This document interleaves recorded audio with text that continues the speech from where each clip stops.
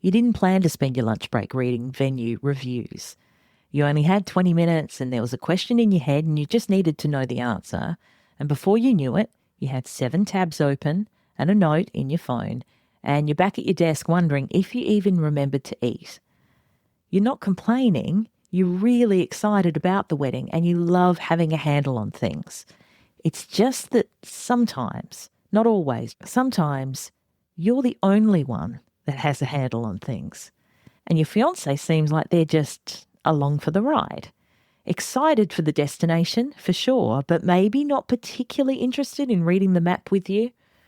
And you haven't said anything because what would you even say? You both have your strengths and yours is organising stuff. You're both eager to get married, but they just don't seem to feel the need to get into the detail like you do. So you keep going. You open another tab, you email another vendor and you make another inquiry. And somewhere underneath all of that is a feeling that you haven't quite named yet. This episode is for you. I'm going to talk about why this imbalance happens in the first place, what it quietly costs you when it goes unaddressed, and how to actually shift your perspective without it turning into a fight about who does more. Let's get stuck into it. Unbridely is a community of pro-wedding vendors who believe in freedom and integrity in weddings, giving you options, solutions, tips and tricks to create the experience and memories that you and your fiancé really want and deserve. Because we believe that weddings are a team sport. With how-tos, stories and interviews with recently married couples, we find out what went right and what they'd change if they could go back and do it all over again. I'm Camille and welcome to the Unbridely podcast. Okay, right off the bat, why this happens, and it's not what you think. Before we get into how to fix this situation, I want to start with a bit of background about the most common reasons this dynamic comes about. Because I know from talking with a lot of my past couples, from the DMs I get, from the conversations I see in Facebook groups, a lot of engaged couples are in this situation and they're subconsciously telling themselves a story that's making them feel worse than they need to. And that story usually goes something like, if my partner really cared about our wedding, and by extension about me, they'd be showing up more. And I wouldn't even need to bring it up. I want to gently push back on that because in most cases, the imbalance in wedding planning has almost nothing to do with how much your partner loves you or how much they want to marry you. It has a lot to do with how differently people are wired for this type of work. And it is work. Please don't forget. It's about their relationship history, their past. It's about the patriarchy and it's about time. Wedding planning is at its core a massive project management exercise. It involves research. It's decision-making with uncertainty. It's budgeting. It's managing a lot of relationships simultaneously, and it's holding a design vision in your head while executing logistics and doing all of that over a period of months or even years. And I know some people find that kind of work energizing. They love the spreadsheets. They love the research rabbit holes. They feel a sense of control when they have options laid out in front of them and they get to sort them and they get to rank them and they get to choose them. But other people find the exact same work genuinely overwhelming. And it's not because they're lazy or they don't care, but more because decision fatigue is so real. And the social complexity of managing vendors and family and seating charts is exhausting. Maybe they process their feelings about getting married in a completely different way.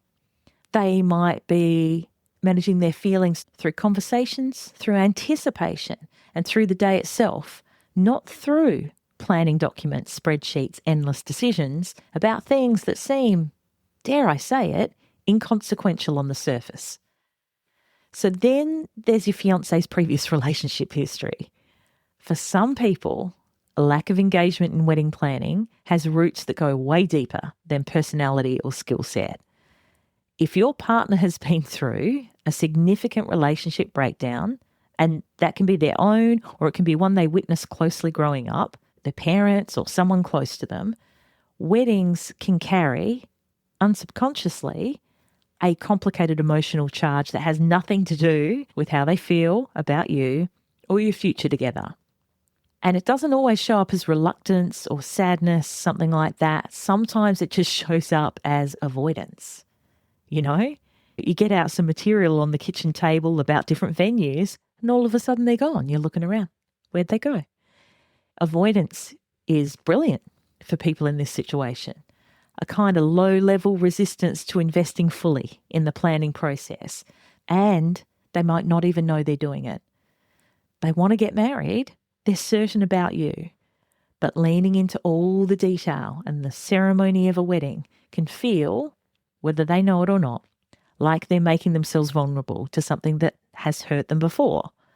And if you suspect this might be part of what's going on, it's worth creating space for that discussion separately, not in the middle of a discussion about napkin colours, but genuinely on its own terms.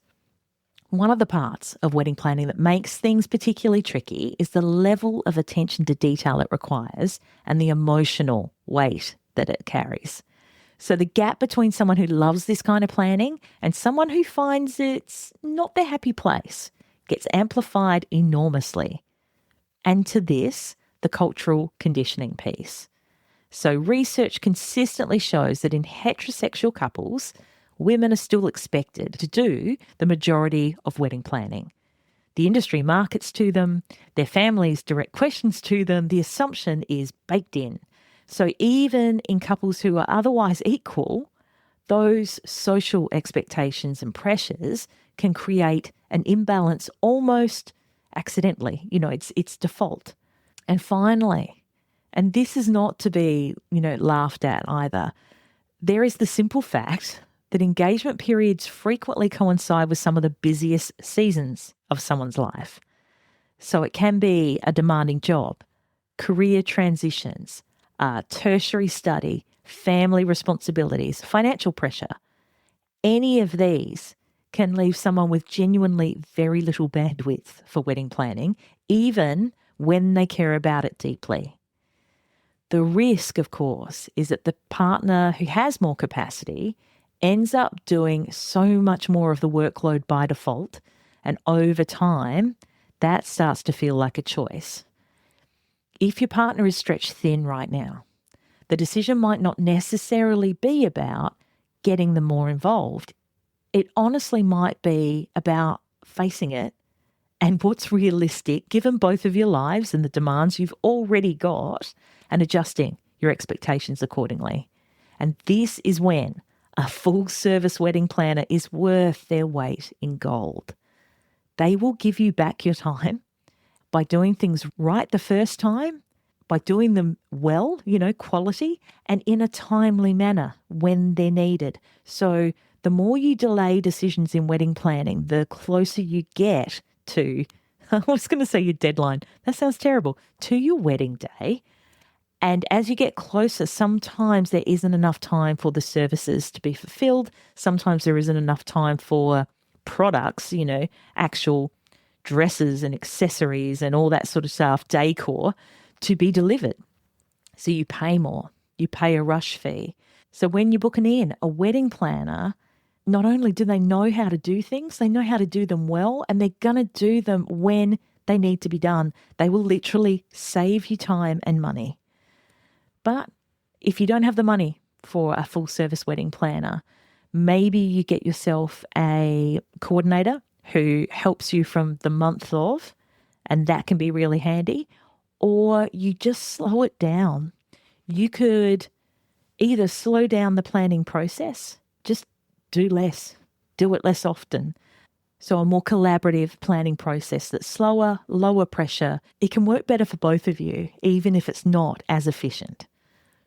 Of course, none of this is an excuse for a partner who is simply checked out. But I think working out the real reason this happens really matters, because my partner doesn't care about this or us, and my partner finds this overwhelming, need completely different approaches to solve. So let me talk about the real cost of carrying this responsibility alone. Because here is what I see happen when this imbalance goes unaddressed for a long time. First of all, resentment builds, and it builds really slowly, which makes it particularly sneaky. It just starts off as mild frustration. You know, you ask them to look at photographers and they still haven't. By, a couple of months after you've asked them, you're keeping score in a way that surprises even you. But then by the time it's 6 months since you asked them to start looking at photographers, you're not just annoyed about the wedding planning itself.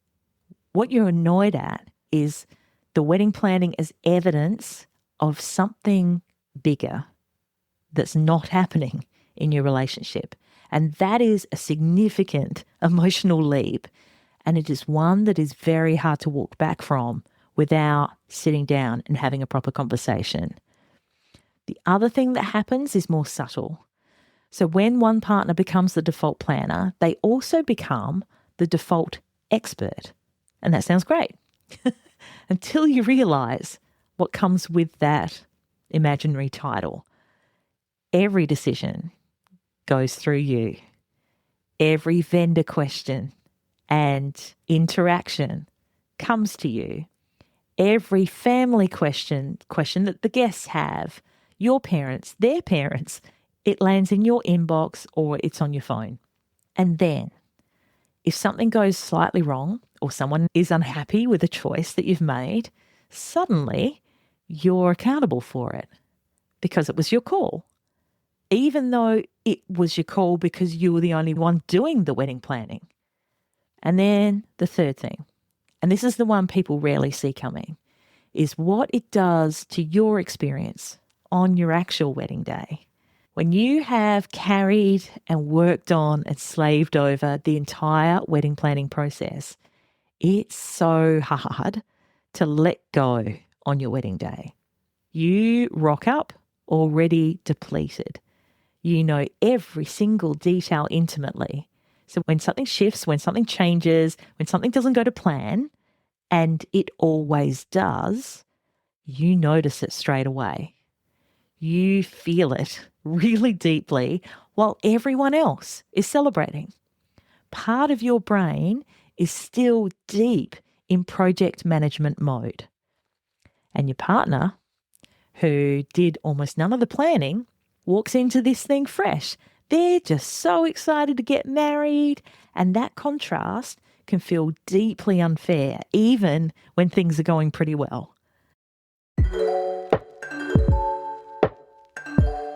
If you had a sweary, chocolate-addicted, wine-sipping fairy godmother who could help you with your wedding planning, what would you wish for?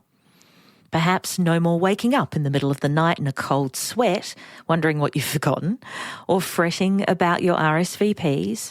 Maybe no more spreadsheets or post-it notes or endless to-do lists. Well, I can help you with all of that. Wedsites is an Australian wedding website builder, guest management software, and wedding project planner all in one. Why is this such a game changer for you? Well, imagine everything to do with your wedding being in one place, updated in real time in the cloud, shareable to anyone else that's helping you, password protected for your guests, with notifications to tell you what needs to be done next and by when. It's amazing, right? I love how easy Wedsites is to set up and use, and how there are no ads on the platform yelling at you to spend more money on your wedding. To get started on your very own free wedding website, just head to wedsites.com. That's WEDSITES.com, and enter the code UNBRIDELYPOD, that's Unbridely POD, to get 10% off their paid planning tools. The link is in the show notes. But none of this is inevitable. The key is addressing this nice and early as you can see it or feel it. And I hope if you're listening to this and you're recognizing some of these scenarios in yourself, that these next suggestions will help you find ways to bring it up with your fiancé and start to really share the responsibilities and the fun of planning your wedding. So here's some practical ways to split the load of what you've got to do. Let's talk about what actually helps. The first thing, stop dividing tasks up and start dividing ownership of entire categories or vendors of your wedding. So there's a big difference between asking your partner to help with the catering or making them the person who's fully responsible for catering. Tasks alone, single things, can you find a caterer who does the style of food that we're looking for, who's available on our date, willing to come to our venue? Even if your fiancé does that task and then hands it back to you and goes, yeah, here's the person, we've booked him in, it's still not enough. If they have the ownership of the caterer, full stop, everything to do with the caterer, that's your fiancé's job. Ownership sticks. Ownership means that they make the initial inquiries. They're shortlisting the options. They attend the tasting. They manage the relationship, emails back and forward, invoicing, all that sort of stuff. It means you're not their manager. You don't go and check on it. It's completely their responsibility. Whole areas of work delegated work better than tasks because it means your partner actually has to engage with the problem. They need to anticipate what's coming next. And it's not just the execution of a single action and then they disengage again. The second thing you want to do is figure out what they actually want to own, not what you think they should own. And this one matters much more than people expect. So if you hand your partner the thing that you need help with most, but it's also the thing that they hate the most, they dread the most, they're not talented in, they have no skills in it, they've never done it before, they have no interest, they're going to go in half-hearted and eventually it's going to frustrate the both of you. So ask, what part of this do you feel most interested in? What would you actually enjoy having a say in? For some partners, that's the music, the entertainment. For some, it is the food, the catering. For some, it's the honeymoon.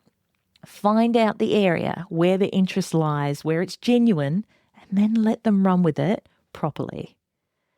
And the third thing I'd recommend, and this is the hard one, hand it over, whatever aspect it was, and actually let it go. This is where a lot of the breakdown happens in practice. One partner hands something over and the other partner handles it in a way that's different to how the first partner would have done it. And then the first partner steps in just to check or just to tweak or just to touch base, and suddenly they have ownership of that part of the wedding back again. If you've assigned something, delegated something to your partner, their version of doing it is valid, even if it's not how you would have done it. I find that so hard myself. I get it. It's frustrating. But this division of workload is going to happen all the way through your marriage. So you might as well start now. The goal is a shared planning process, not a perfect one where every decision goes through your own filter of how it should be. And the fourth recommendation I'd make is to create low-risk entry points for your partner's help, your fiancé's help. Sometimes a person is disengaged in the wedding planning, not because they don't care, but because every conversation about the wedding feels like it's life or death. And it is overwhelming and it feels crucial and there are decisions everywhere. Nothing feels small or manageable or easy or something that can be done in an afternoon. So you can deliberately create smaller, lower pressure ways for them to start working on the wedding with you. Show them 2 options for a vendor, not 12. Ask for a reaction on something, not a decision. Or go to one venue together in a day, just one. You're just going to go together to get a feel of the venue. You don't have the pressure to choose. Just go and enjoy it. Make those first few interactions easy. And as with anything, it's like habit stacking. The momentum tends to build from there. And I've lost count of the number of couples who, after meeting with me, chatting with me about their wedding ceremony and what they're doing, at the end of the conversation, they go, "Oh my gosh, we're so much more excited about our wedding now." Yeah, Yeah, it's good, right? And they go, yeah, it's great. We feel like, we've got that spark of excitement again. And this is the thing. If you can both together do a few of these tasks and enjoy them, then they're going to want to do more tasks and it's going to feel great and you're going to love spending that time together. So I do have brides and grooms come to me and ask, when should I have this conversation with my fiancé? And everything that I've shared with you so far works really well when the issue is primarily just logistics.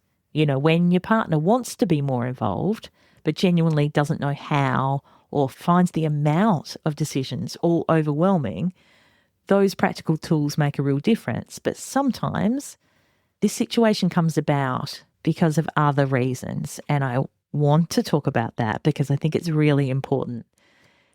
If you've tried to hand things over and they keep coming back to you, if your partner disengages the moment a decision gets difficult, like every time, if you've had the conversation once and nothing's changed, or if you're noticing that the wedding planning imbalance mirrors other patterns in your relationship and you're starting to see things repeated time and time again, those are signs that what you need is less than a project management fix and more of a genuine relationship conversation.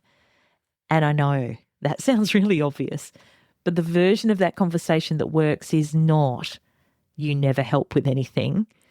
That's an accusation that tends to end in defensiveness and a list of all the things that they've done that you haven't even noticed. The version that works sounds a little bit more like this.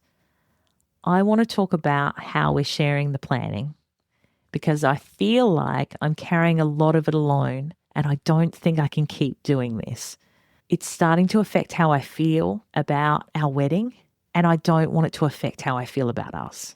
Could you help me figure out a way to make this feel better? So this type of conversation, it calls it for what it is. It doesn't assign blame. It's not like you're not doing. It invites collaboration and it signals to your fiancé that this matters. It's not just a spreadsheet issue. It's not just a budget issue. It's a relationship issue. And one more thing I want to say, sometimes when I talk about these issues like relationship issues, people who are less engaged, the less engaged fiancé, they hear it as criticism. So if that's you, if you're listening and you're quietly recognizing yourself in this episode, I want you to know something. It's not too late to show up differently. It's never too late to ask your partner, your fiancé, what they need help with right now. Whether that's with the wedding, around the house, with family, whatever. How can I help you this week? And then following through on it. It's a really meaningful way to instigate change in your relationship. Even if the wedding is only 3 months away, even if you've been largely absent from the planning until now, it's not about catching up. It's about showing up differently from here on in. So just to wrap up, wedding planning is one of the first big joint projects that most couples ever take on together.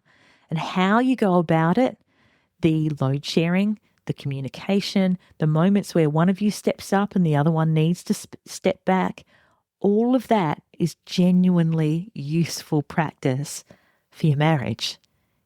And it doesn't have to be perfect. It just has to feel fair enough that both of you get to the day feeling like you did this together, feeling like you're able to work out anything together.